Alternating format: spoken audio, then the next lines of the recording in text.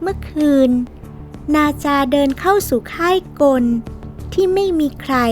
ควรกลับมาได้แต่เช้านี้เขากลับยืนอยู่ตรงหน้าแล้วทำไมทั้งค่ายถึงร้องไห้เรื่องของคืนที่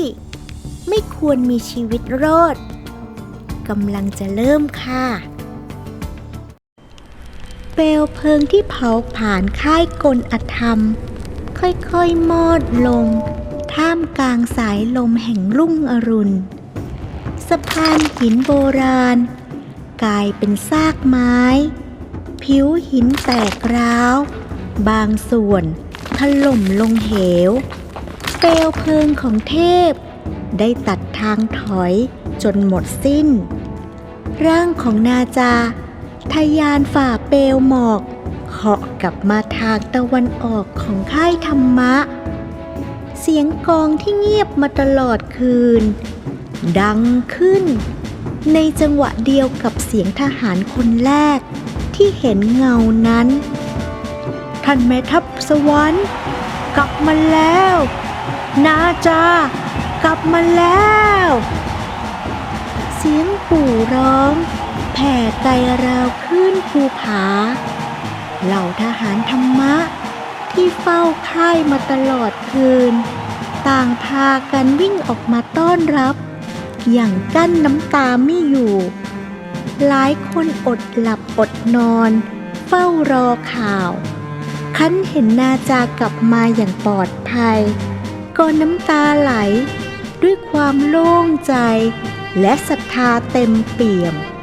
นาจาเหาะลงอย่างสงบนิ่งร่างนักรบยังกุ่นกลิ่นควันแต่แววตาแน่วแน่ชุดศึกของเขาแม้เปื้อนเขม่าแต่กลับเป็นสัญลักษณ์ของเทพที่ยอมรบเพื่อพดุงคุณธรรมเจียงจือหยาเดินออกมาจากเต็นท์บัญชาพร้อมใบหน้าที่ยิ้มด้วยความภาคภูมิทั้งสองเดินเคียงกันเข้าสู่เต็นท์บัญชาการรบเจียงจือหยาขี้ผ้าพื้นหนึ่งออกภายในมีเพียงเศษเท่าดำแดงที่ยังอุ่นร้อนนี่คือสิ่งที่เหลือจากยันโลหิต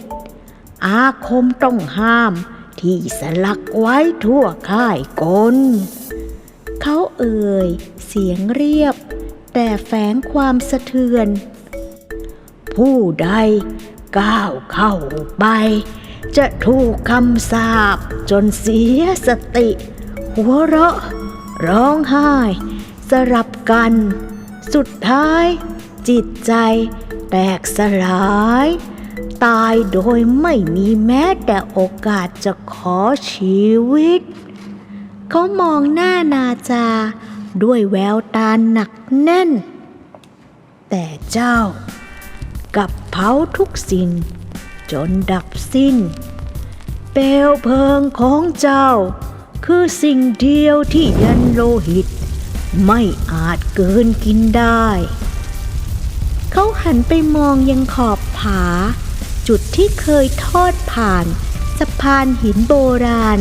สู่ค่ายกลอธรรมบัดนี้มีเพียงเท่าควันลอยฟุ้งและล่องรอยแห่งการตัดสินใจเจ้าเผามันลง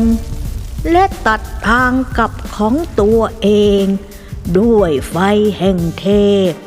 ศัตรูวางค่ายไว้เพื่อทำลายธรรมะแต่กลับพ่ายต่อเปลวเพลิงศักดิ์สิทธิ์ของสวรรค์ไฟแห่งเทพย่อมแผดเผาความมืดที่อธรรมสร้างขึ้นเสียงกลองศึกดังขึ้นอีกครั้งกลางค่ายธรรมะแต่คราวนี้ไม่ใช่เพื่อเตือนศัตรูหากคือเสียงประกาศชัยชนะที่ทุกคนรอคอยเหล่าทหารนับร้อยรวมแถวอย่างพร้อมเพรียงธงสีแดงของกองทัพธรรมะโบกสวย กลางสายลมรุ่งอรุณ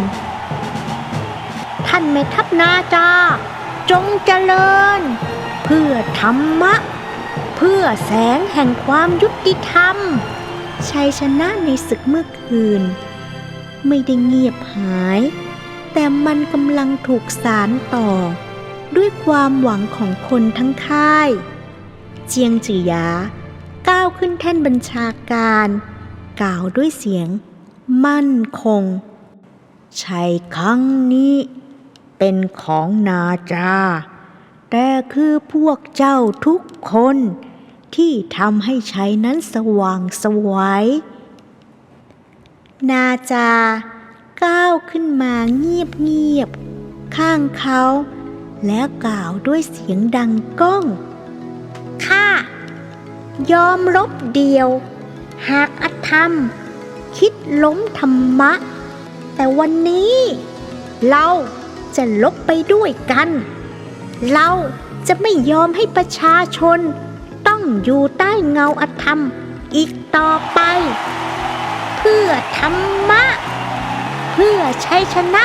ที่ยั่งยืนยามรุ่งสางแสงแรกของวันใหม่ทอดผ่านยอดเขาเงาลางๆของประตูสวรรค์ปรากฏขึ้นบนขอบฟ้านาจายืนนิ่งมองไปยังปลายทางนั้นเบื้องหลังคือค่ายธรรมะที่สงบเบื้องหน้าคือศึกสุดท้ายที่รออยู่ถ้านิทานของบัวเสียงฟ้าทำให้คุณยิ้มนิดๆฝากกด Subscribe ไลค์แชร์และเปิดกระดิ่งแจ้งเตือนไว้ด้วยนะคะทุกการกดของคุณคือกำลังใจที่ทำให้บัวเสียงฟ้าเล่าเรื่องราวดีๆต่อไปได้เสมอค่ะแล้วพบกันในตำนานตอนต่อไปนะคะ